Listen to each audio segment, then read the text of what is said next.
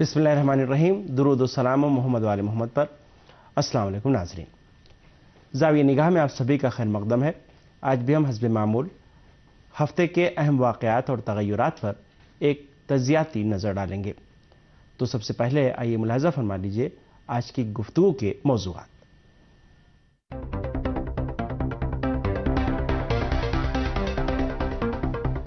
شام کے خلاف اسرائیل کے اشتعال انگیز اقدامات.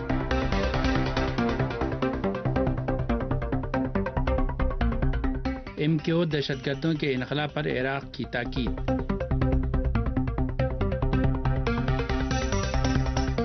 پاکستان کے پارلیمانی انتخابات اور مذہبی جماعتیں. مالی بحران اور برطانوی شاہی خاندان کے اخراجات.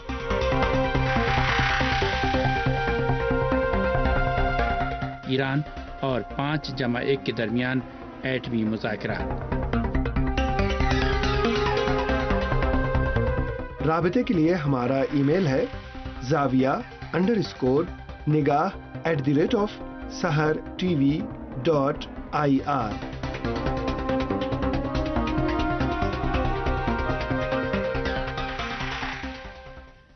ناظرین، اسرائیلی ٹینکوں نے شام کی سرزمین پر جارحیت کی ہے. شام اس وقت بحران سے دوچار ہے اور حالات کا فائدہ اٹھانے کی اسرائیل بھرپور کوشش کر رہا ہے. ملاحظہ فرمائیے ہمارا یہ تبصرہ.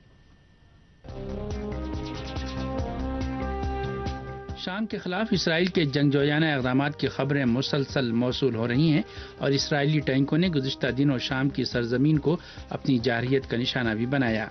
صہیونی حکومت نے حالیہ چند مہینوں کے دوران اپنی غاصبانہ پالیسیوں کو جاری رکھتے ہوئے شام کے خلاف اپنے فوجی اقدامات میں مزید شدت پیدا کر دی ہے. سیاسی ماہرین شام کے خلاف اسرائیل کے جارحانہ اور اشتعال انگیز اقدامات کو خطے کے ملکوں کے خلاف اس کے دیرینہ اور ناپاک عزائم کا تسلسل قرار دے رہے ہیں.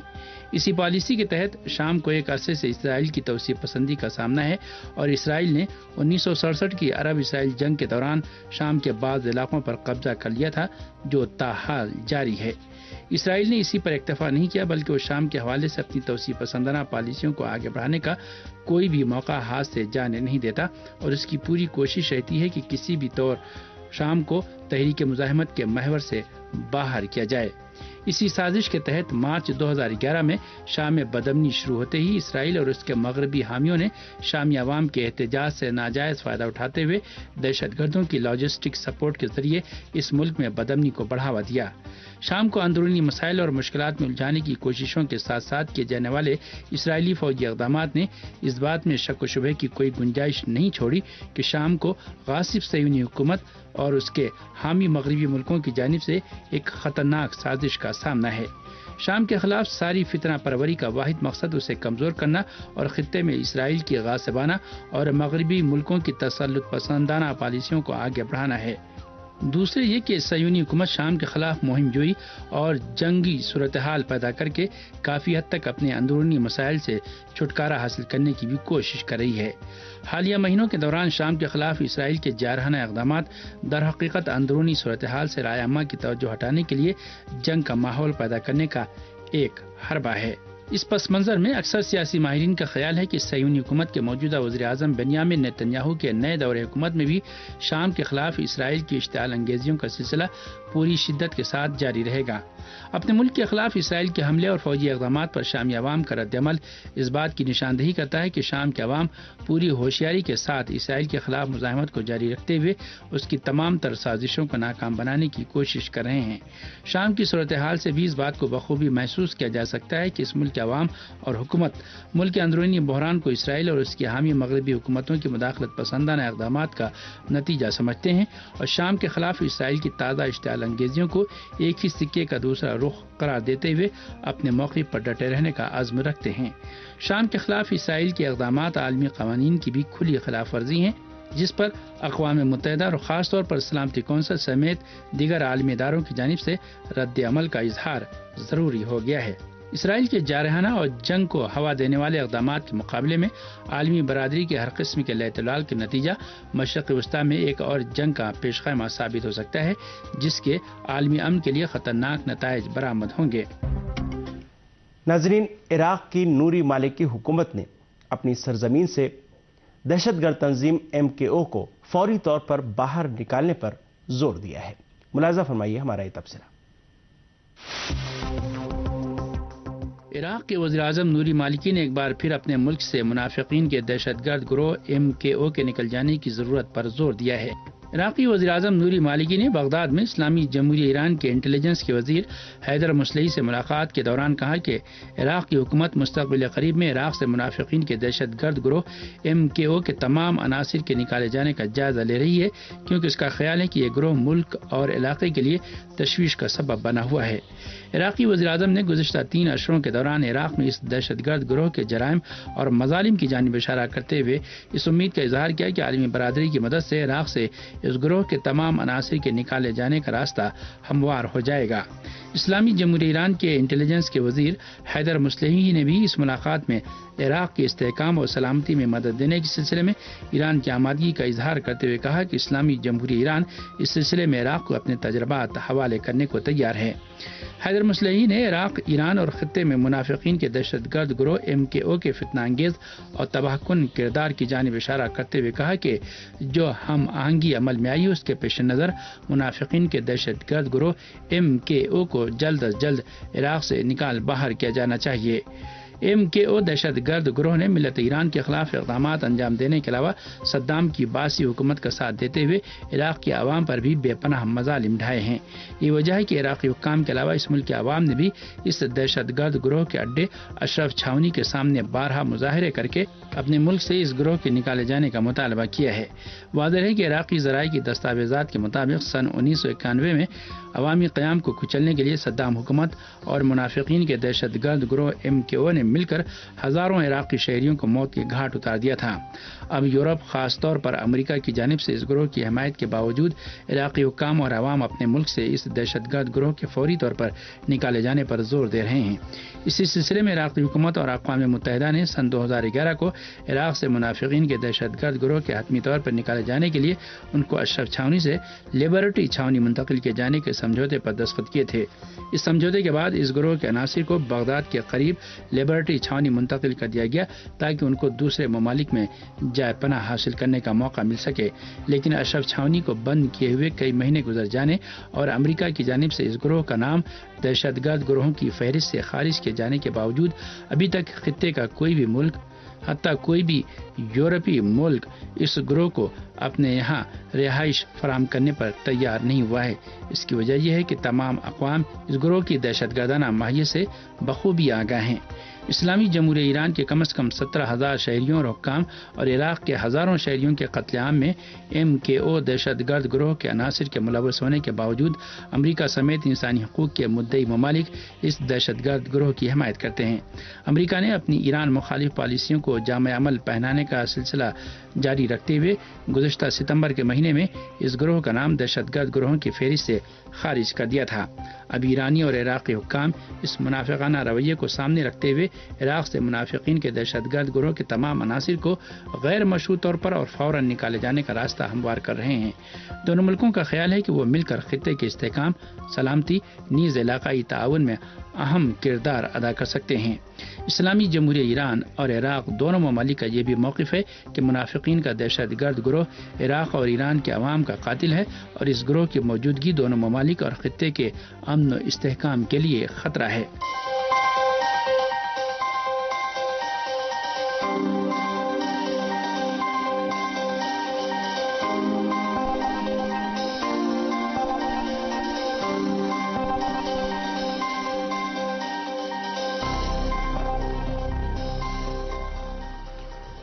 नाज़रीन, पाकिस्तान में आम इंतखाबात की तैयारियां अपने उरूज पर हैं। कागजात नामजदगी जमा हो चुके हैं और मुतल्लिका महकमा इन कागजात की जांच पड़ताल का काम अंजाम दे रहा है। मुलाज़ा फरमाइए पाकिस्तान के सीनियर तज्ज़िया निगार फारूक हसनात का तबसरा। ये इंतखाबात जो 2013 में होने हैं ये मुख्तलिफ हैं दूसरे इंतखाबात, इसलिए कि इसमें एक तो ये है कि नया आंसर शामिल हो गया है तहरीक इंसाफ का, जो कि दोनों पार्टीज को चैलेंज कर रहा है पंजाब में और खैबर पख्तूनख्वा में। दूसरा ये हुआ कि स्क्रूटनी का अमल बहुत सख्त कर दिया गया है और बल्कि कुछ जरूरत से ज्यादा ही सख्त कर दिया गया है, जिसमें रिटर्निंग अफसर मुख्तलिफ किस्म के सवालात करते हैं اور اس میں جو ڈیفالٹر ہیں اور جو 40 ڈگری والے کیسز ہیں خاص طور پہ ان کا وہ نوٹس لیتے ہیں، اور اس کے علاوہ اور بھی جو معاملات ہیں ان کا بھی لیتے ہیں۔ اس لیے ہم دیکھتے ہیں کہ 11 مئی کو انتخابات ہونے ہیں، لیکن ابھی تک کسی سیاسی جماعت نے انتخابی مہم شروع نہیں کی، نہ ہی کسی امیدواروں نے امیدواروں کا جگہ تعلق ہے، ابھی تو ٹکٹ کا مسئلہ بھی سیاسی جماعتوں کے سامنے التوا میں پڑا ہوا ہے۔ ٹکٹ وہ اس لیے نہیں دے رہے کہ وہ سمجھ رہے ہیں کہ جب تک الیکشن کمیشن کلیئر نہیں کرے گا، ریٹرننگ افسر کلیئر نہیں کرے گا، اس وقت تک ہم ٹکٹ دینے کی پوزیشن میں نہیں ہوں گے، جس کا مطلب یہ ہے کہ یہ پاکستان کی تاریخ کے سب سے چھوٹے الیکشنز ہوں گے، یعنی کہ میرا خیال ہے 20 دن سے زیادہ نہیں ملیں گے جس میں انتخابات کی مہم چلائی جا سکے سیاسی جماعتوں کی طرف سے۔ کچھ لوگوں کا یہ بھی خیال ہے کہ یہ ضرورت سے زیادہ اسکروٹنی ہو رہی ہے، ضرورت سے زیادہ ریٹرننگ افسر جو ہیں وہ فعال ہو گئے ہیں، جبکہ ان کو اس کا اختیار بھی نہیں ہے، چونکہ جہاں تک 40 ڈگری کا معاملہ ہے وہ تو پچھلے الیکشن میں شرط تھی کہ گریجویٹ ہونا چاہیے، ان انتخابات میں 2013 کے تو کوئی یہ شرط نہیں ہے، لیکن ہر امیدوار سے کہا جا رہا ہے کہ آپ اپنے BA کی ڈگری بھی لائیے اور پھر اس کے بعد FA کی اور میٹرک کی بھی سرٹیفکیٹس لائیے، جس کا کوئی جواز نہیں بنتا۔ جواز ان کا بنتا ہے جو پچھلی دفعہ جنہوں نے غلط بیانی کی تھی اور ان کی غلط ڈگریاں تھیں، لیکن جو نئے سرے سے حصہ لے رہے ہیں الیکشن میں اور جب شرط نہیں بھی ہے گریجویشن کی تو یہ پھر کیوں کر رہے ہیں؟ تو لیکن انہوں نے ایکوائر کر لی ہے یہ پاورز، تو اس لیے میں تو یہ کہوں گا کہ انتخابات تو ہوں گے اور وقت پہ بھی ہوں گے، لیکن یہ مختلف نوعیت کے ہوں گے، بہت چھوٹے انتخابات ہوں گے، اور کافی جو امیدوار ہیں وہ کچھ تبدیلی کے ساتھ ہی انتخابات کے عمل میں حصہ لیں گے، اس لیے کہ بہت ضرورت سے زیادہ چھان بین کی طرف رجحان ہے الیکشن کمیشن کا۔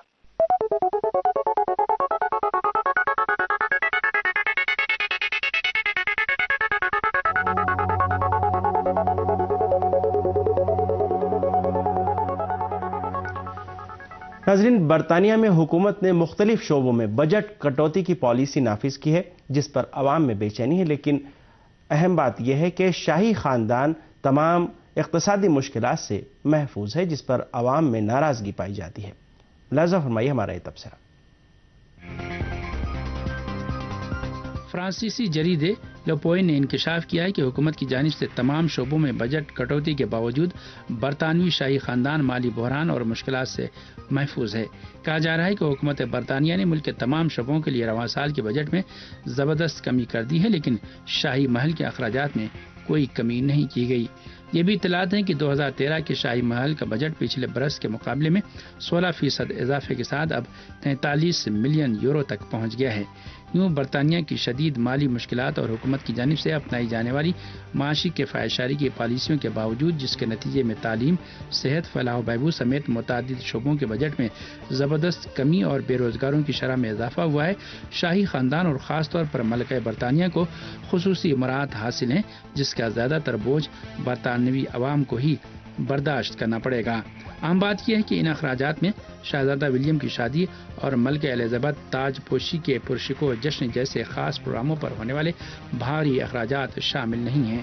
جون 2012 کے شاہی جشن میں سینکڑوں ملین ایسے وقت خرچ کیے گئے تھے جب برطانیہ کی معیشت کو جمود کا سامنا تھا اور حکومت کو 26 لاکھ بے روزگاروں کا بوجھ برداشت کرنا پڑ رہا تھا۔ ملکہ برطانیہ کی تاج پوشی کی 4 روزہ جشن کی تقریبات کے دوران لاکھوں یورو کے اخراجات کا بوجھ بھی برطانوی ٹیکس دہندگان کو اپنے کاندھوں پر اٹھانا پڑا تھا۔ اتنے پر خرچ جشن کے خلاف برطانیہ میں کافی حد تک احتجاج کی آوازیں بھی سنائی دیں، لیکن برطانوی میڈیا نے اسے زیادہ کوریج نہیں دی۔ برطانیہ میں شاہی نظام کے جواز پر اٹھنے والے اعتراضات کے تناظر میں جمہوریت کے نام سے ایک تحریک نے جنم لیا ہے جو ملک میں شاہی نظام کا خاتمہ چاہتی ہے۔ برطانیہ میں جمہوریت کے حامیوں کا کہنا ہے کہ شاہی خاندان کو اپنی پوری عمر کے دوران ٹھوس قسم کے اعتراضات اور تنقید سے محفوظ رکھا گیا ہے۔ برطانوی سلطنت کے مخالفین کے مطابق موروثی بادشاہت کا نظام دراصل جمہوری اقدار کی توہین کے مترادف ہے، حالانکہ برطانیہ والے جمہوریت کے سب سے بڑے دعوے دار بنے پھرتے ہیں۔ ادھر ICM نامی تحقیقاتی ادارے کے جائزے کے مطابق برطانوی عوام میں رواں سال کے دوران شاہی خاندان کی حمایت میں زبردست کمی آئی ہے۔ اس سروے کے مطابق یہ سمجھنے والے برطانوی شہریوں کی تعداد کے شاہی خاندان کے بغیر ملک کی صورتحال بدتر ہوگی 63% سے کم ہو کر 51% ہو گئی ہے۔ ایسا دکھائی دیتا ہے کہ حد سے زیادہ دولت اور اختیار اور قانون سے استثناء جیسے معاملات کی وجہ سے اکثر برطانوی شہری اس نتیجے پر پہنچے ہیں کہ شاہی خاندان کی موجودگی اخراجات اور ناانصافیوں میں اضافے کے سوا اور کچھ نہیں۔ برطانیہ میں جمہوریت کے حامیوں اور سلطنت مخالفین کے نقطہ نگاہ کے مطابق 21ویں صدی میں موروثی شاہی حکومت کا وجود کسی بھی طور قابل قبول نہیں ہے۔ ملک کے رسمی سربراہ کو عوام کے سامنے جواب دہ، قابل مواخذہ اور عوام کو اسے ہٹانے کا بھی حق ہونا چاہیے، لیکن ملکہ برطانیہ گزشتہ 6 عشروں سے اس عہدے پر فائز ہیں اور کوئی بھی انہیں معزول کرنے کا حق نہیں رکھتا۔ ملکہ برطانیہ کے اختیارات اور طاقت اس قدر زیادہ ہیں کہ نہ تو عدالت کی جانب سے اور نہ ان کی جانب سے ملک کے وزیر اعظم کو سونپے جانے والے اختیارات کے تحت ہی ان کو چیلنج کیا جا سکتا ہے۔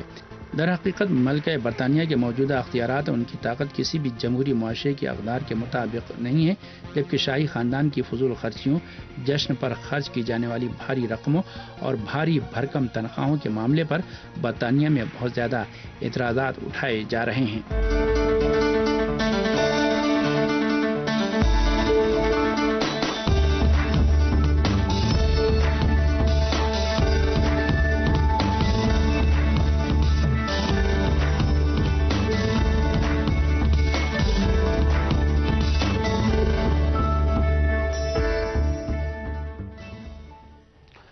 اور ناظرین، اب اسلامی جمہوریہ ایران اور گروپ 5+1 کے جوہری مذاکرات۔ قزاقستان کے شہر الماتی میں آج دونوں فریقوں کے درمیان جوہری مذاکرات کا آغاز ہوا۔ مذاکرات کا آغاز تہران کے وقت کے مطابق صبح 9:30 بجے ہوا اور پہلا سیشن تقریباً 2.5 گھنٹے تک چلا۔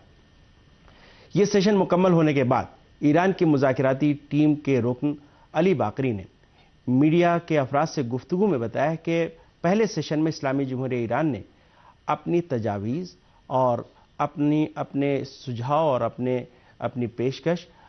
اپنے مد مقابل فریق کے سامنے رکھی، اور دوسرے سیشن میں دوسرا فریق اس پر غور کرنے کے بعد جواب دے گا۔ دوسرا سیشن جاری ہے مذاکرات کا۔ ہم مذاکرات کے سلسلے میں گفتگو کریں گے، اس کے مختلف پہلوؤں کا جائزہ لیں گے، چونکہ مذاکرات سے پہلے اور مذاکرات کے دن مغربی میڈیا نے نفسیاتی اور تشہیراتی حربے بھی استعمال کیے اور اس طرح کی خبریں آئیں جو نفسیاتی اور تشہیراتی حربوں کا نمونہ مانی جاتی ہیں۔ ہم اپنی آج کی اس گفتگو میں ان پہلوؤں کا جائزہ لیں گے، اور اس کے لیے ہم نے اسٹوڈیو میں دعوت دی ہے جناب گلشن عباس نقوی صاحب کو، سیاسی امور کے بھائی۔ جناب، گفتگو کا آغاز یہاں سے کرتے ہیں کہ مذاکرات ظاہر ہے جاری ہیں، اور اس سے پہلے جو مذاکرات ہوئے تھے ان کو مثبت قرار دیا گیا تھا۔ اس چیز کو مد نظر رکھتے ہوئے آپ کیا توقع کرتے ہیں کہ الماتی میں آج کے مذاکرات کی سمت کیا ہوگی اور یہ کدھر آگے بڑھیں گے؟ جی، اس کا انحصار تو یورپ کے رویے پر ہے کہ یورپ جو ہے آیا وہ ایران کے ایٹمی حقوق کو، جو کہ مسلمی طور پر مسلماً یعنی ایران کے جائز حقوق ہیں، اور NPT کے جو معاہدہ ہے اس میں موجود ہیں ایران کے حقوق، بلکہ تمام وہ ممالک کے جو NPT معاہدے کے رکن ہیں ان کو یہ حقوق حاصل ہیں۔ تو چونکہ ایران بھی اپنے انہی قانونی حقوق کا اور قانونی ایٹمی حقوق کا مطالبہ کر رہا ہے، تو اگر یورپ جو ہے وہ اپنے رویے میں تبدیلی لاتا ہے، جیسا کہ آپ نے خود بھی اشارہ کیا کہ الماتی 1 مذاکرات جو اس سے پہلے ہوئے تھے اس میں ہمیں یورپ کے رویے میں کسی حد تک لچک کا مظاہرہ جو ہے وہ نظر آیا، اور یورپ نے گروپ 5+1 نے اس میں لچک پیدا کی۔ لیکن اس سے پہلے کے جو مذاکرات ہیں تو پوری تاریخ کو جب ہم سامنے رکھیں، ایران اور گروپ 5+1 کے مذاکرات جو ہیں وہ جیسا کہ آپ جانتے ہیں کہ مختلف ممالک میں اور مختلف اوقات میں مختلف مقامات پر ہو چکے ہیں۔ جنیوا میں ہوئے، روس میں ہوئے، عراق میں ہوئے اور استنبول میں ہوئے۔ تو یہ مذاکرات جو ہیں مختلف مقامات پر ہوتے رہے ہیں، لیکن یورپ نے تعاون کی بجائے مقابلے کا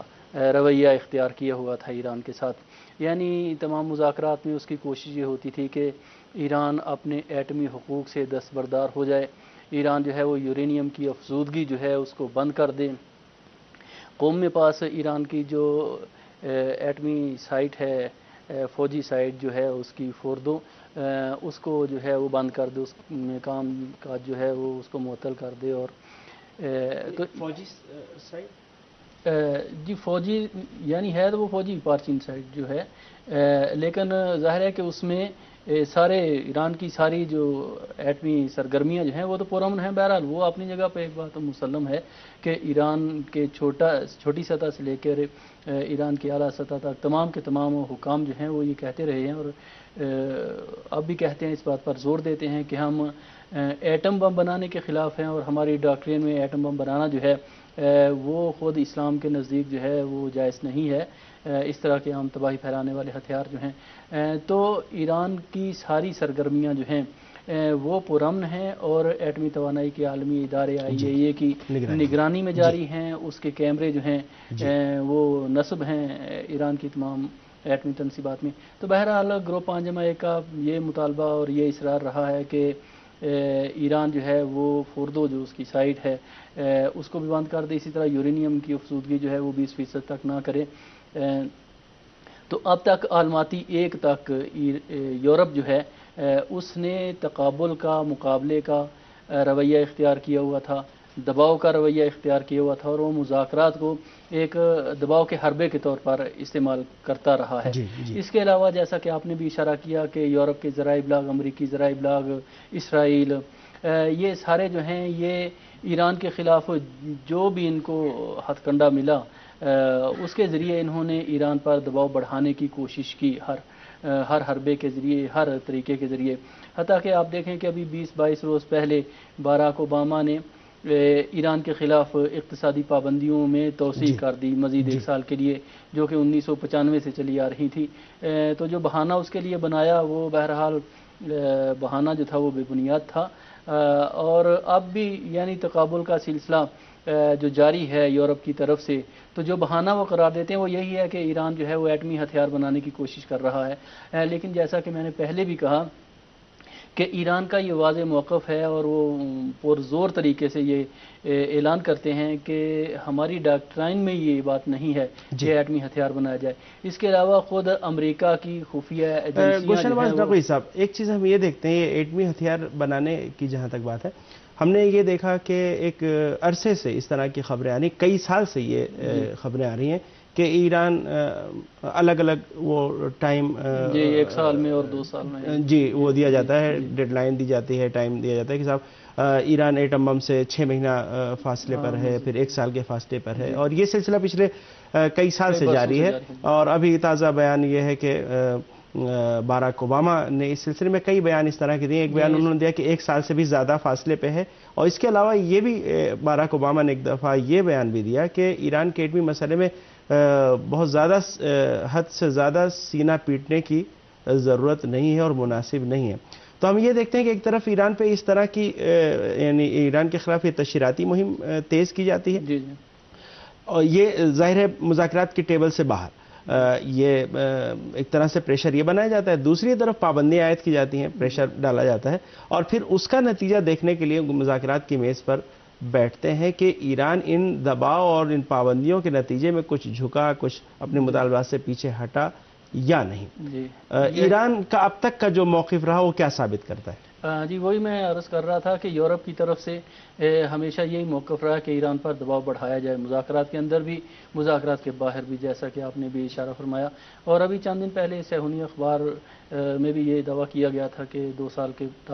سال کے اندر ایران جو ہے وہ ایٹمی ہتھیار بنا لے گا۔ تو اس طرح یعنی مجموعی طور پر عالمی فضا جو ہے وہ چاہتے ہیں کہ ایران کے خلاف کی جائے، لیکن ہم دیکھتے ہیں کہ جب سے یہ مذاکرات ہو رہے ہیں، بلکہ جب سے اسلامی انقلاب آیا ہے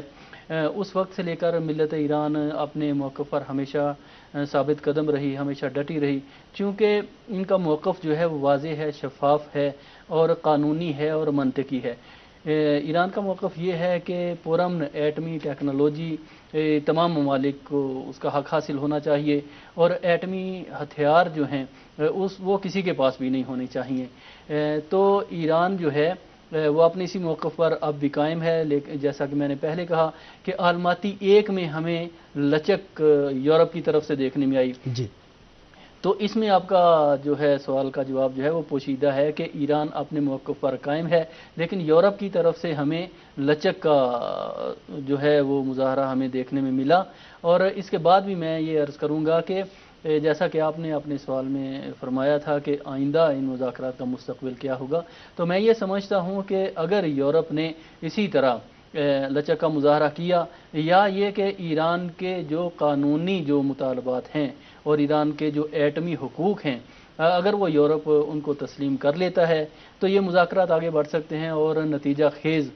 ثابت ہو سکتے ہیں. لیکن اگر یورپ جو ہے وہ اپنی بات پر اڑا رہا، جو اس کے ناجائز جو اس کے مطالبات ہیں، جو کہ عالمی قوانین کی بھی خلاف ورزی ہے، تو پھر یہ مذاکرات جو ہیں مزید آگے تعطل کا شکار ہوں گے یا آگے جو ہیں وہ بڑھیں گے. البتہ یہ بھی توقع نہیں کرنی چاہیے کہ اتنے عرصے سے جو ایک بڑا اہم مسئلہ ہے، اہم ایشو ہے مذاکرات ایٹمی حقوق کا، تو ہم یہ توقع بھی نہیں کر سکتے ہیں کہ وہ ایک رات میں 2 دنوں میں یا چند ایک مذاکرات میں یہ مسائل حل ہو جائیں گے. تو ایک طرف سے امریکہ اور یورپ جو ہے وہ ایران پر دباؤ بڑھا رہا ہے کہ وہ اعتماد سازی کرے، لیکن حقیقت یہ ہے کہ ایران نے اعتماد سازی کے جتنے بھی طریقے تھے اور جس طریقے سے بھی کر سکتا تھا وہ تو اس نے اپنی طرف سے کر دیے ہیں. حتیٰ کہ یہ کہ کیمرے جو ہیں وہ بھی نصب ہیں، اور ماضی میں ایران جو ہے وہ اضافی پروٹوکول پر بھی دستخط اس نے کیے تھے اور اس کا پر عمل درآمد بھی کیا تھا، اور IAEA کے معائنہ کار جو تھے ان کو یہ اجازت دی تھی کہ جب چاہیں وہ ایران کی ایٹمی تنصیبات کا معائنہ کر سکتے ہیں. لیکن اس کے باوجود اب ہونا یہ چاہیے کہ اعتماد سازی کا عمل جو ہے وہ یورپ کی طرف سے بھی سامنے آنا چاہیے، یعنی کہ ایک طرفہ جو ہو. تو یہ مذاکرات جو ہیں، اگر میں یہ سمجھتا ہوں کہ اگر یورپی حکام دانش مندی سے کام لیں اور اپنے جو ان کے جو غیر قانونی جو مطالبات ہیں ان سے اگر دستبردار ہو جائیں تو پیش رفت ہو سکتی ہے. تو پیش رفت ہو سکتی ہے. ناظرین، نئی دہلی اسٹوڈیو سے ہمارے ساتھ ہیں اسٹریٹجک امور کے ماہر جناب ڈاکٹر ارشی خان صاحب. ڈاکٹر ارشی خان صاحب، میں آپ کا پروگرام میں خیر مقدم کرتا ہوں. آپ سے میرا سوال یہ ہے کہ مغرب نے اسلامی جمہوریہ ایران کے خلاف دباؤ بنانے کی کوشش کی، پابندیاں عائد کی، بیجا مطالبات کیے، اور اس طرح کے مطالبات پہلے کیے جاتے رہے تھے کہ ایران 20% کی سطح کا اور اس گریڈ تک افزودہ نہ کرے یورینیم، اور اس کی جو سائٹ ہے فوردو قم کے نزدیک اس کو پوری طرح سے بند کر دے. لیکن اس سے الماتی 1 جو مذاکرات ہوئے اس سے پہلے فروری کے مہینے میں، اس میں مغرب نے اپنے یہ مطالبات، دونوں یہ مطالبات بند کر دیے، دونوں یہ مطالبات ترک کر دیے. اور اسی وجہ سے ایران نے بھی یہ کہا کہ مغرب نے حقیقت پسندی کا کسی حد تک مظاہرہ کیا ہے. آپ کو کیا لگتا ہے مغرب کے موقف میں اس لچک کی وجہ کیا ہے؟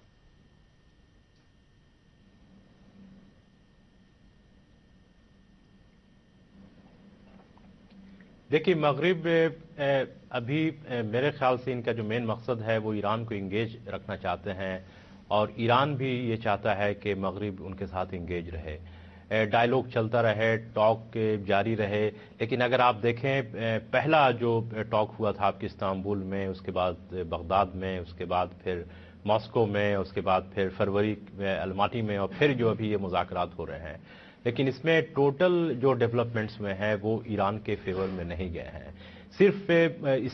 تمام 5 ڈائیلاگ میں، 5 سیشن میں صرف یہ فائدہ ایران کو حاصل ہوا ہے کہ ایران نے اپنے موقف کو سامنے رکھا ہے. ایران کی تمام چیزیں ٹرانسپیرنٹ ہے. ایران نے آپ کے IAEA کے جتنے بھی کیمرے تھے اس کو لگا رکھے ہیں. IAEA کے جتنے بھی لوگ ہیں وہ ایک قانونی طور پہ وہاں پہ آ رہے ہیں، جا رہے ہیں، تمام انفارمیشن ان کے پاس موجود ہیں. اور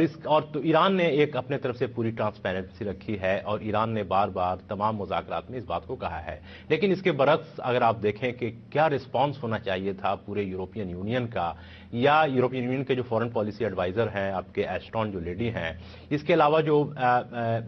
جرمنی ہے پلس پرماننٹ 5 جو سیکورٹی کونسل کے ممبرز ہیں، تو ان کا جو ٹوٹل جو اوور آل رویہ رہا ہے इंक्लूडिंग रशिया का, वो बहुत ज़्यादा पॉजिटिव नहीं रहा है। उन्होंने अभी तक ईरान को शक के दायरे में रखा है, इन तमाम चीज़ों के बावजूद कि ईरान ने तमाम चीज़ों को जाहिर की हैं। ईरान में अगर यूरेनियम का इनरिचमेंट हो भी रहा है तो उसके लिए ईरान ने यह कहा कि इसके सिर्फ दो मकसद हैं। एक मकसद यह है कि आइसोटोप को डेवलप करना, जिससे आपके मेडिकल जिसका पर्पस है, मेडिसिन पर्पस है, और दूसरा पर्पस है आपके एनर्जी का, इलेक्ट्रिसिटी जनरेट करने का, इसलिए कि ईरान में इलेक्ट्रिसिटी की जरूरत है। गवर्नमेंट वहां पे लोकल लेवल पे भी लोगों को फराहम कर रही है गैस और एनर्जी इससे रिलेटेड। तो ईरान ने इन तमाम चीज़ों को बिल्कुल जाहिर किया है। और जो बहुत सारे जो स्कॉलर्स हैं वर्ल्ड में, जो बहुत सारे लोग टीवी पे आते भी नहीं हैं, वो भी इस बात से क्लियर है कि ईरान के पास कोई ऐसी चीज़ नहीं है जिससे वो न्यूक्लियर बॉम्ब बना सकता है। इसलिए कि 20% के आप 30% भी अगर आप एनरिचमेंट कर लेते हैं या 40% भी एनरिचमेंट कर लेते हैं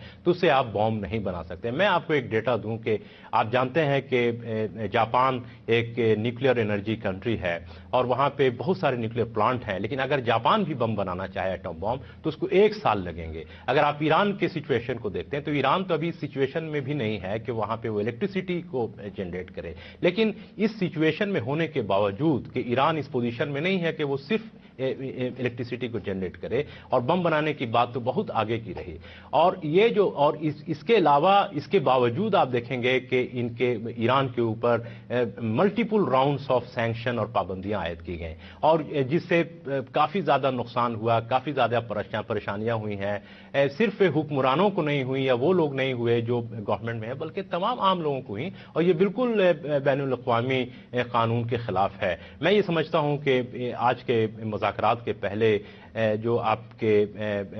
चीफ जो नेगोशिएटर हैं जलीली साहब, सईद जलील साहब ने बिल्कुल कहा था कि ये जो मुज़ाकरात है इसके जो शुरुआती वर्ड्स हैं वो ये होने चाहिए कि ईरान का ये हक है कि वो ईरान का न्यूक्लियर एनर्जी को हासिल करने का ईरान का हक है। और सईद जलील साहब इस बात को ये कह रहे हैं तो इसका मतलब ये हुआ कि ईरान चूंकि एनपीटी का सिग्नेटरी है, नॉन प्रोलिफरेशन ट्रीटी का सिग्नेटरी है, और एनपीटी के अंदर में बहुत सारे ऐसे प्रोविजंस हैं, आर्टिकल्स हैं जो पीसफुल पर्पस के लिए न्यूक्लियर टेक्नोलॉजी को और न्यूक्लियर मटेरियल को इस्तेमाल करने का हक देते हैं। और ईरान मेरे ख्याल से इन्हीं तमाम चीज़ों को लेके चल रहा है। इन चीज़ों को यूरोपियन यूनियन को समझना चाहिए, P5+1 को जो है समझना चाहिए, और मेरे ख्याल से ईरान की तरफ तमाम चीज़ें बिल्कुल क्लियर हैं। लेकिन परेशानी इस बात की है कि जो वेस्टर्न मीडिया है वो इस बात को सीरियसली नहीं ले रहे हैं,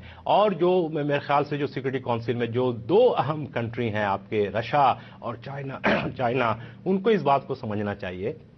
और तीसरी इंपॉर्टेंट बात इसमें यह है कि इसराइल ने जो बार बार ये मौक़िफ़ इख्तियार कर रखा है, जैसे आप देखेंगे कि सितंबर 2012 में इसराइल ने यह कहा कि रेड लाइन जो है अब जाहिर हो रहा है, इसलिए कि बिल्कुल ईरान जो है न्यूक्लियर बॉम्ब बनाने के करीब है। अभी 15 मार्च को ओबामा साहब ने कहा, इसलिए कि 20 मार्च को ये तेल अवीव आए थे, 15 मार्च को इन्होंने कहा कि 1 साल या उससे भी थोड़ा सा ज्यादा लगेगा। इस तरह का स्टेटमेंट 1 साल पहले, 1.5 साल पहले CIA के एक साहब ने कहा था, और फिर बाद में खुद अमेरिका ने कहा कि नहीं, ऐसी बात नहीं है। तो मैं ये समझता हूं कि एक तरफ ईरान बिल्कुल क्लैरिटी का स्टैंड ले रहा है, और दूसरी तरफ जो वेस्टर्न कंट्रीज हैं वो कंफ्यूजन का स्टैंड ले रहे हैं, और कंफ्यूजन और प्लस से जिसको कहे प्रोपेगेंडा का। और अगर इस तरह का मौक़िफ़ वेस्ट ने इख्तियार कर रखा तो इससे कोई हल नहीं निकलेगा, बल्कि एक कंट्री को बगैर किसी क्राइम के, बगैर किसी प्रॉब्लम के उसे जो है निशाना बनाया जा रहा है, वहां के लोगों को परेशान किया जा रहा है। और मैं ये समझता हूं कि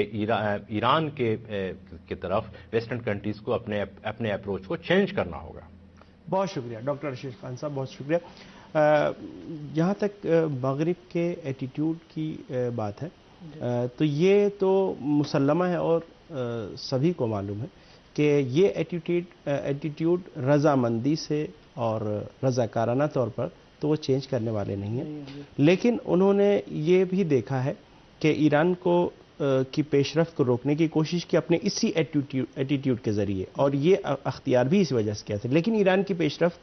कामल रुका नहीं। ईरान 5% तक, 3.5% तक अफजूदा कर रहा था, और 20% तक अफजूदा कर रहा है ईरान यूरेनियम, और अपनी ज़रूरत के मकदार में उसके पास मौजूद है। ये 20% अफजूदा यूरेनियम ज़ाहिर है तेहरान में मेडिसिन के लिए इस्तेमाल होता है। تو کیا وجہ ہے مذاکرات کو ظاہر انہوں نے تعطل میں ڈال دیا تھا، دوبارہ شروع کیا ہے، کیا ایسا لگتا ہے کہ وہ ایران کو آگے بڑھتا ہوا دیکھنا چاہ رہے ہیں، تو بس دیکھ رہے ہیں تو اس کی وجہ سے وہ مذاکرات میں انگیج کر رہے ہیں کہ پیچھے نہ رہ جائیں اور ایران کافی اس طرح سے آگے بڑھتا چلا جائے؟ بالکل، یہ جو مذاکرات میں وہ بار بار وقت لیتے ہیں اور نہیں چاہتے ہیں کہ مذاکرات فوری طور پر کامیاب ہو سکیں، تو اس کا ایک جو مبصرین کا کہنا ہے، اس کی ایک وجہ وہ یہی ہے کہ چونکہ جیسا کہ آپ نے پہلے بھی کہا کہ باہر سے وہ ایران کی ملت پر، ایران کے عوام پر اقتصادی پابندیوں میں شدت پیدا کرتے جا رہے ہیں۔ جیسا کہ میں نے ابھی عرض کیا کہ امریکی صدر باراک اوباما نے ابھی 20-22 دن پہلے ایران کے خلاف پابندیوں میں 1 سال کے لیے مزید توسیع کر دی، تو اس کا مقصد یہی یہ دیکھنا ہے کہ ہم ایران پر پابندیاں جو ہیں وہ عائد کرتے ہیں، مزید شدت اس میں پیدا کرتے ہیں، چونکہ اب بھی یہ کہہ رہے ہیں کہ اگر یہ مذاکرات بھی کامیاب نہیں ہوتے ہیں تو ایران پر مزید پابندیاں سخت کیے جانے کا اندیشہ ہے، یعنی مزید ملت ایران کو ایک طرح سے وہ ڈرانے دھمکانے کی کوشش کر رہے ہیں اور یہ تاثر دے رہے ہیں کہ اگر یہ مذاکرات کامیاب نہیں ہوتے ہیں تو ممکن ہے کہ ایران پر مزید اقتصادی پابندیاں لگ جائیں۔ اس طرح وہ چاہتے ہیں کہ مثلا اب آئندہ مذاکرات جو ہیں، آپ فرض کریں کہ 6 ماہ کے بعد، 1 سال کے بعد، 2 سال کے بعد ان میں اتفاق ہوتا ہے کہ آئندہ مذاکرات اگر یہ کامیاب نہیں ہوتے اور مذاکرات جاری رکھنے پر اگر اتفاق کرتے ہیں اور 1 سال کے بعد یا 6 ماہ کے بعد کرتے ہیں، تو اس دوران وہ یہ کریں گے کہ ایران کے خلاف مزید پابندیاں سخت کر دیں۔ اس سے یہ مقصد حاصل کرنا چاہتے ہیں کہ ملت ایران جس پر بذام ان کے اپنے بقول یا بذام خویش ان کے کہ ملت ایران اقتصادی طور پر جو ہے وہ مشکلات میں گرفتار ہو جائے گی اور وہ اپنی حکومت کے خلاف، اپنے اسلامی نظام کے خلاف اٹھ کھڑے ہوں گے، یا ان کے اندر جو ہیں وہ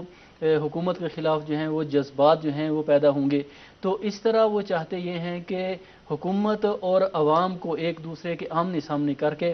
تو وہ مقصد کے جو وہ دوسرے میدانوں میں حاصل نہیں کر سکے ہیں وہ اس میدان میں حاصل کریں۔ لیکن جیسا کہ ہم نے ملت ایران کی تاریخ میں دیکھا ہے،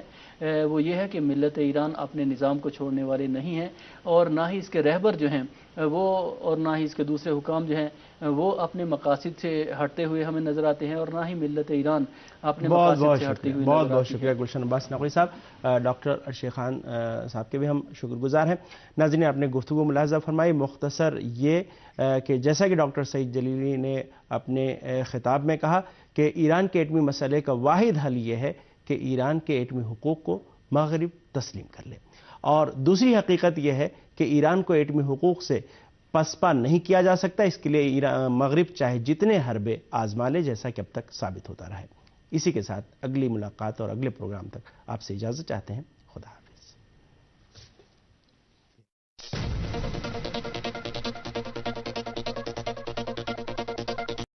کیونکہ اس کا خیال ہے کہ یہ گروہ ملک اور علاقے کے لیے تشویش کا سبب بنا ہوا ہے۔ عراقی وزیراعظم نے گزشتہ 3 اشروں کے دوران عراق میں اس دہشت گرد گروہ کے جرائم اور مظالم کی جانب اشارہ کرتے ہوئے اس امید کا اظہار کیا کہ عالمی برادری کی مدد سے عراق سے اس گروہ کے تمام عناصر کے نکالے جانے کا راستہ ہموار ہو جائے گا۔ اسلامی جمہوریہ ایران کے انٹیلیجنس کے وزیر حیدر مسلحی نے بھی اس ملاقات میں عراق کے استحکام اور سلامتی میں مدد دینے کے سلسلے میں ایران کی آمادگی کا اظہار کرتے ہوئے کہا کہ اسلامی جمہوریہ ایران اس سلسلے میں عراق کو اپنے تجربات حوالے کرنے کو تیار ہے۔ حیدر مسلحی نے عراق، ایران اور خطے میں منافقین کے دہشت گرد گروہ MKO کے فتنہ انگیز اور تباہ کن کردار کی جانب اشارہ کرتے ہوئے کہا کہ جو ہم آہنگی عمل میں آئی اس کے پیش نظر منافقین کے دہشت گرد گروہ MKO کو جلد از جلد عراق سے نکال باہر کیا جانا چاہیے۔ MKO دہشت گرد گروہ نے ملت ایران کے خلاف اقدامات انجام دینے کے علاوہ صدام کی باسی حکومت کا ساتھ دیتے ہوئے عراق کے عوام پر بھی بے پناہ مظالم ڈھائے ہیں۔ یہ وجہ ہے کہ عراقی حکام کے علاوہ اس ملک کے عوام نے بھی اس دہشت گرد گروہ کے اڈے اشرف چھاونی کے سامنے بارہا مظاہرے کر کے اپنے ملک سے اس گروہ کے نکالے جانے کا مطالبہ کیا ہے۔ واضح ہے کہ عراقی ذرائع کی دستاویزات کے مطابق سن 1991 میں عوامی قیام کو کچلنے کے لیے صدام حکومت اور منافقین کے دہشت گرد گروہ MKO نے مل کر ہزاروں عراقی شہریوں کو موت کی کوشش کر رہے ہیں۔ شام کی صورتحال سے بھی اس بات کو بخوبی محسوس کیا جا سکتا ہے کہ اس ملک کے عوام اور حکومت ملک کے اندرونی بحران کو اسرائیل اور اس کی حامی مغربی حکومتوں کی مداخلت پسندانہ اقدامات کا نتیجہ سمجھتے ہیں اور شام کے خلاف اسرائیل کی تازہ اشتعال انگیزیوں کو ایک ہی سکے کا دوسرا رخ قرار دیتے ہوئے اپنے موقف پر ڈٹے رہنے کا عزم رکھتے ہیں۔ شام کے خلاف اسرائیل کے اقدامات عالمی قوانین کی بھی کھلی خلاف ورزی ہیں، جس پر اقوام متحدہ اور خاص طور پر سلامتی کونسل سمیت دیگر عالمی اداروں کی جانب سے رد عمل کا اظہار ضروری ہو گیا ہے۔ اسرائیل کے جارحانہ اور جنگ کو ہوا دینے والے اقدامات کے مقابلے میں عالمی برادری کے ہر قسم کے اعتدال کے نتیجہ مشرق وسطی میں ایک اور جنگ کا پیش خیمہ ثابت ہو سکتا ہے، جس کے عالمی امن کے لیے خطرناک نتائج برآمد ہوں گے۔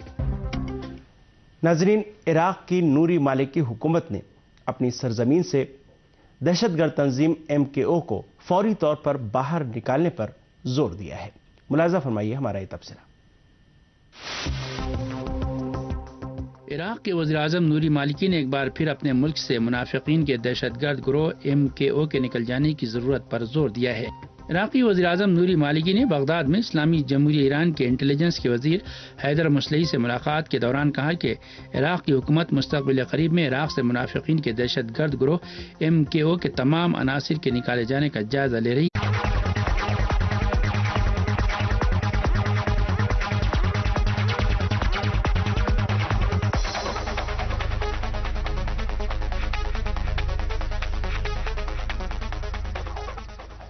بسم اللہ الرحمن الرحیم، درود و سلام محمد وآل محمد پر۔ السلام علیکم ناظرین، زاویہ نگاہ میں آپ سبھی کا خیر مقدم ہے۔ آج بھی ہم حسب معمول ہفتے کے اہم واقعات اور تغیرات پر ایک تجزیاتی نظر ڈالیں گے۔ تو سب سے پہلے آئیے ملاحظہ فرما لیجیے آج کی گفتگو کے موضوعات۔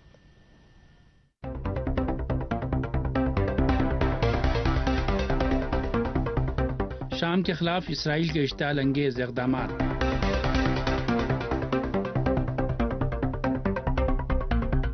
MKO دہشت گردوں کے انخلا پر عراق کی تاکید،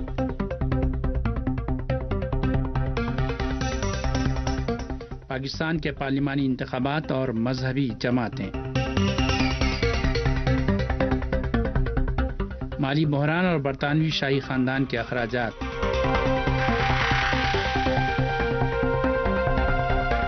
ایران اور 5+1 کے درمیان ایٹمی مذاکرات۔ رابطے کے لیے ہمارا ای میل ہے zavia_nigah@sahartv.ir۔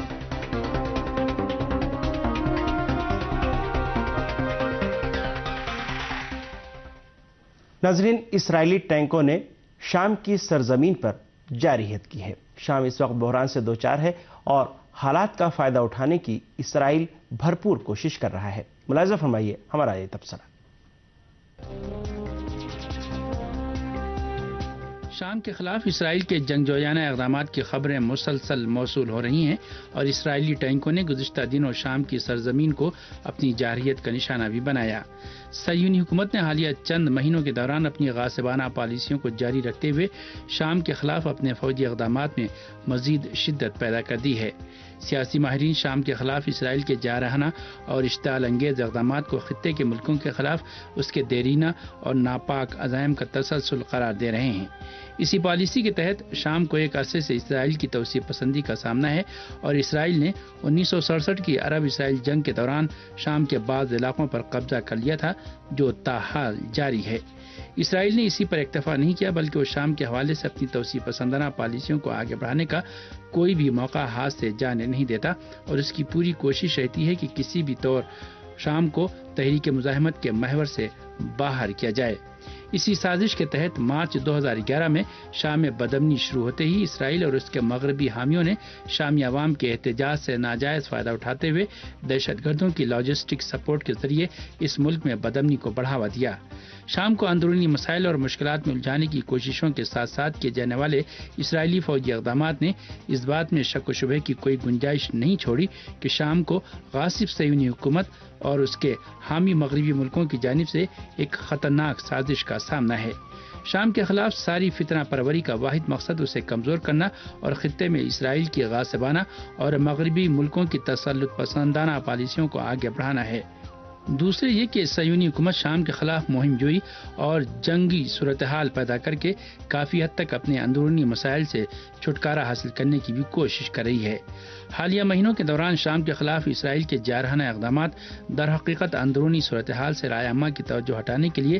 جنگ کا ماحول پیدا کرنے کا ایک حربہ ہے۔ اس پس منظر میں اکثر سیاسی ماہرین کا خیال ہے کہ صہیونی حکومت کے موجودہ وزیر اعظم بنیامین نیتن یاہو کے نئے دور حکومت میں بھی شام کے خلاف اسرائیل کی اشتعال انگیزیوں کا سلسلہ پوری شدت کے ساتھ جاری رہے گا۔ اپنے ملک کے خلاف اسرائیل کے حملے اور فوجی اقدامات پر شامی عوام کا رد عمل اس بات کی نشاندہی کرتا ہے کہ شام کے عوام پوری ہوشیاری کے ساتھ اسرائیل کے خلاف مزاحمت کو جاری رکھتے ہوئے اس کی تمام تر سازشوں کو ناکام بنانے